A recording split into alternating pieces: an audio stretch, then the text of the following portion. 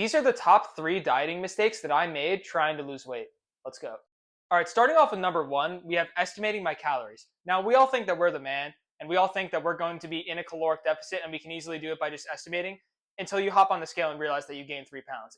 I'm telling you from experience, it does not work. You need to absolutely be using one of these. Listen, it is so important. Don't skip out on it. And it's going to be so much easier for you to track your progress and track how much you're really eating every single day when you're using a food scale and you're not estimating your calories. The second biggest mistake that I made was not tracking my ground meat properly. Now, for some reason, and I don't know why, but a lot of these calorie tracking apps like to assume that we eat raw meat for God knows what reason, but you have to adapt with it.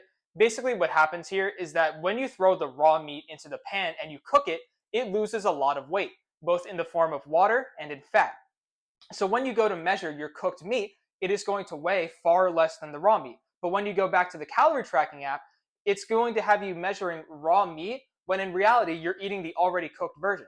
So it weighs far less when you're measuring it on raw meat versus cooked meat. This discrepancy leads to a very large calorie fluctuation. I'll put up 2 screenshots of 93.7 beef on both raw and cooked versions so you guys can see how big of a difference the calories actually make. The third biggest mistake that I made, and probably the worst one on the entire list, was cutting fat almost completely from my diet. Now, if you're anything like me and you're uneducated and dumb, you're going to think, oh, I want to lose fat, so why don't I just cut fat from my diet? And that'll work, right? No. No, that is not how that works at all. What's going to happen is you're going to crash your libido, crash your energy, crash your hormones, crash literally so much. You're going to feel like shit and you're going to look like shit. This is something that you really do not want to do. There's literally zero benefit to doing this.